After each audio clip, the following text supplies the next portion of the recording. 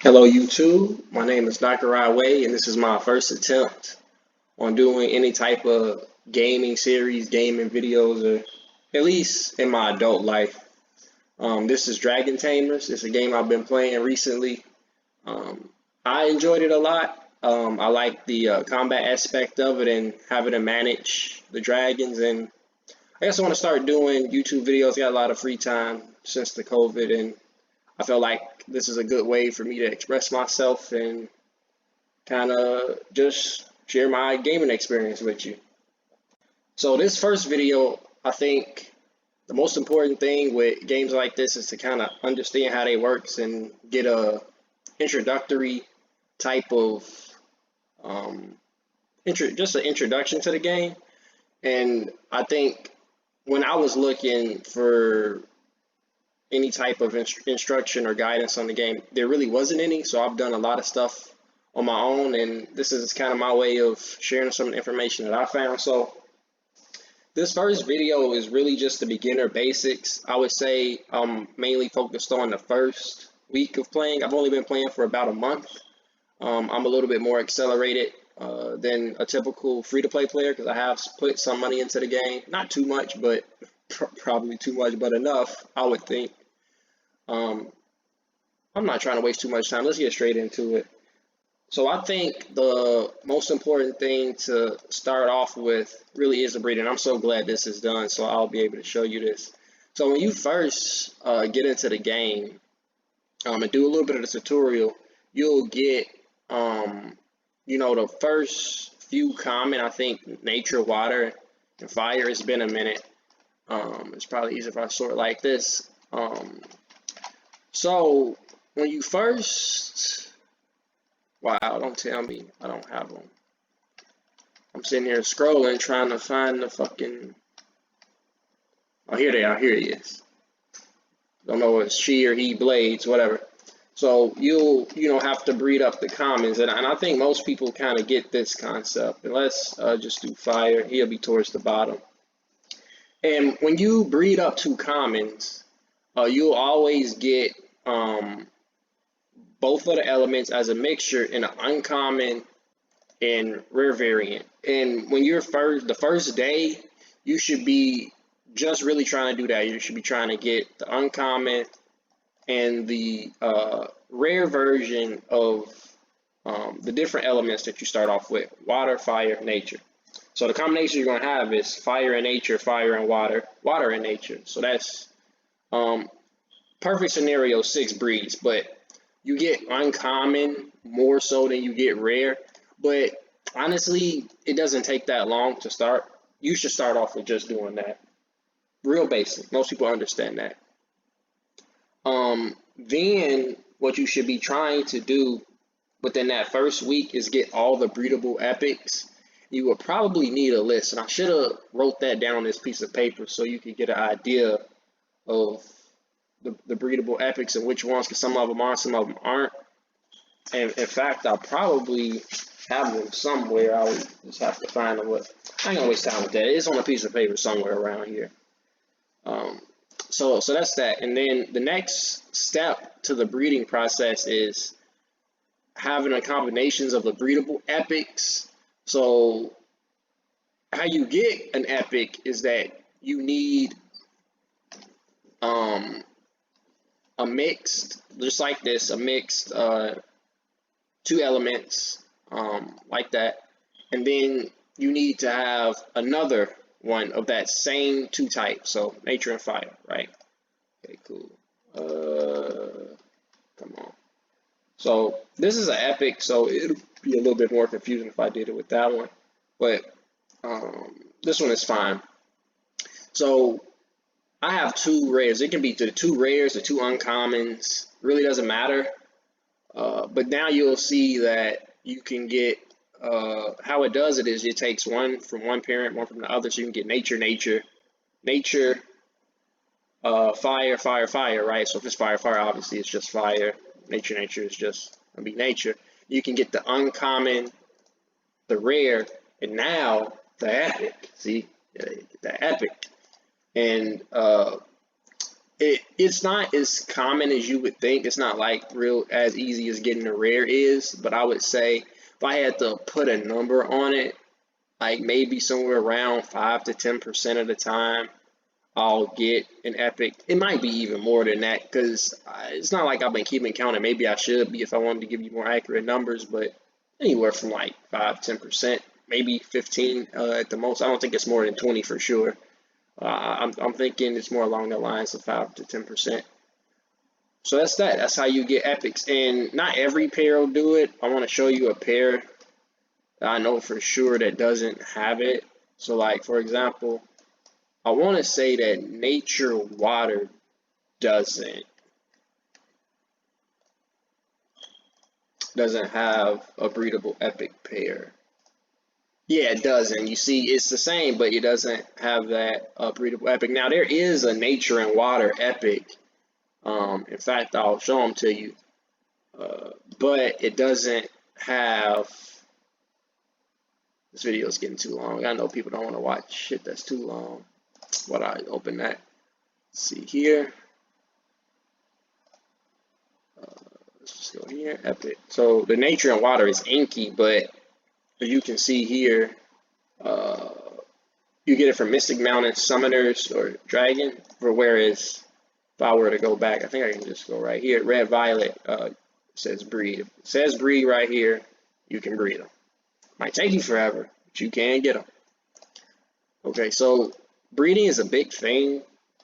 The most important thing in the beginning, like be extremely active with the breeds. I'm gonna go ahead and breed this up because there is an event going on and I'm trying to get credit for that. So I should say something about the times. Because it's a small time, I already know that it's gonna be this common egg. Just like 30 minutes, I know it's gonna be an uncommon. Anywhere from 30 minutes to an hour is gonna be an uncommon. Rares kind of vary. They can be anywhere from 45 minutes to like 6 hours. Some epics like this, Red Violet is the easiest epic. It doesn't take that long at all. I think it's like an hour and 20 minutes to breed. Some rares take longer than that. So yeah, I can't even do anything right now. I got all these big boys going. Okay, the next thing that I want to kind of illustrate is the stats. Some people don't really understand some of the stats. I think most people do, but just reading in the world chat, some people really don't understand how the stats work. And I guess I'll just do this one here. The heart, easy, explanatory. HP, you can take, that much damage before your dragon dies. Simple, period. Defense, basically what it does, I'm not sure how it works in the equation. I don't know the formula, mathematics behind their particular system, but the higher this number is, the less damage you will take. And so, when you got the health and the defense together, the tankier you are. Then it's this thing right here, POW symbol, whatever, crit, 9% chance to crit. So you do 10 attacks, you probably hit a crit. Or better yet, you do 100 attacks, 9 of those will crit. And then for the sword symbol, that's attack. The more attack you have, the more damage you'll do.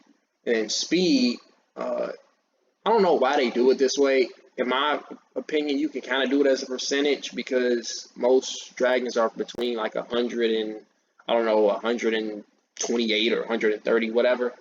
And the more this to have is you'll get priority in attacking. So if a dragon is under, 107, this guy will attack before that other dragon will. But if you got a dragon that's 108, he'll attack before this dragon will. So speed is pretty important in the later stages of the game, not so much in the beginning.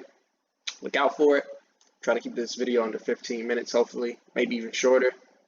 But this video is to give you an introduction, and I think the introduction I should take more of my time with. Maybe for some of the other videos, quick how to do this, how to do that. That'll be 3 minutes, bang it out, boom, boom, boom, easy. But introduction, bear with me. Crit damage, when you do crit, you'll do 150% damage. So like let's say you normally would do this attack and hit for, 100. You crit, do 150. Boom. You can raise that number.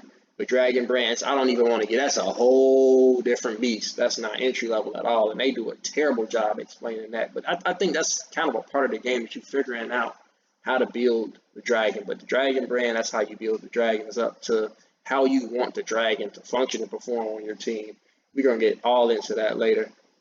It's gonna be some high level shit on this channel for sure. I'm gonna break this game inside and out.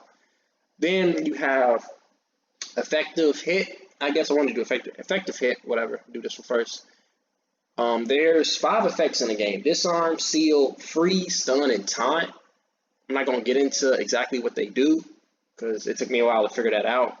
But I will say that the effective hit increases the likelihood of those effects happening. So certain dragons have an effect. For example, this one does. It deals 100% attack, fire damage. That's not important. The important part, it does a disarm 30% chance, right? Now, I don't know how effective hit works in that equation, but the more effective hit you have, that doesn't become a 30% chance. Let's just say, I'm assuming that, let's say you have 10% effective hit. Maybe that means it's added on and you have a 40% chance now to disarm. I don't know if it's exactly like that, if it has diminishing returns or anything like that. I wouldn't know. But I know the more that you have, the more likely you are to hit it. I don't know how much more, but you throw that sucker on there, effective hit on a Dragon brand, you do stun and do stuff like that a lot more often. Effective resistance is the counter to it. You know, the more effective resistance you have, the less likely you are to be, you know, hit with the bullshit. So these are very important stats when it comes to some of the higher level battles, like immobilizing some of the better dragons on the enemy team is super important, especially if you're the weaker team. I can't tell you how many people I've beaten just because I can stun them, you know, and continually stun them because for whatever reason they're not smart enough to put a little bit of effective resistance on their heavy hitters. I always put effective resistance on my heavy hitters. So that's that. I think that's a good introduction to the game. I think the last thing that I do want to talk about for the last 3 minutes of the video is the habitats. So a big thing that you'll figure out with this game is that it's like the elements have like tiers to them or something. So like nature is inherently weaker. It's not, but how the game kind of portrays it with how long it takes nature to be bred and how long it takes for nature buildings to be built, they're quicker. Damn, I keep forgetting. I still gotta wait. They're quicker. So like, I can just show you. If I throw down this nature habitat, for example, it'll be maybe 15 seconds. If I try to throw down this, I don't know, metal, or is it metal, it'll take maybe an hour or two.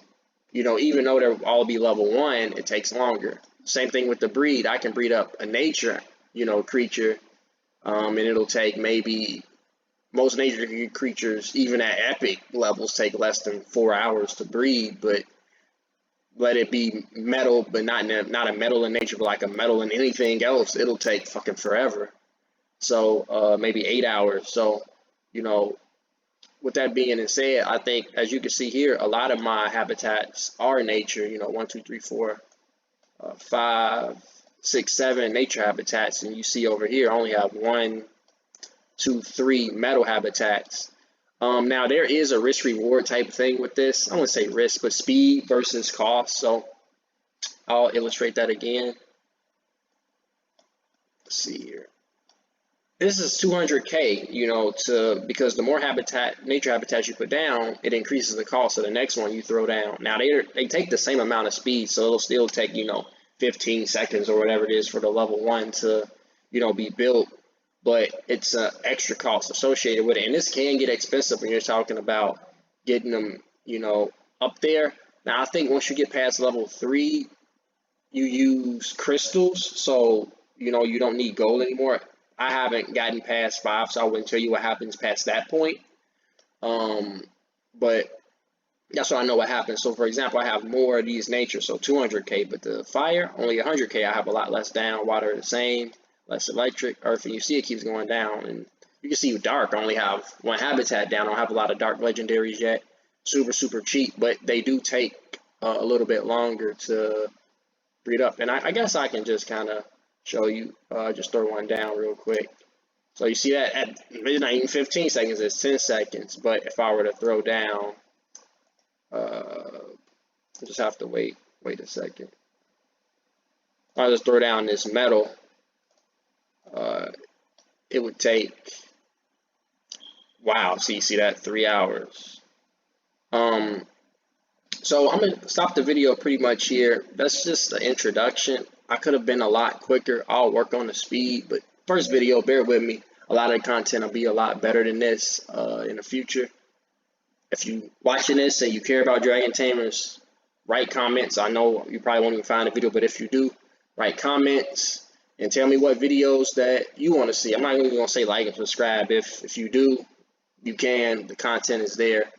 But that's not what this channel is about. It's really just about giving the information out. So, welcome to Dragon Tamers, and hopefully this will help you become one of those master Dragon Tamers out there.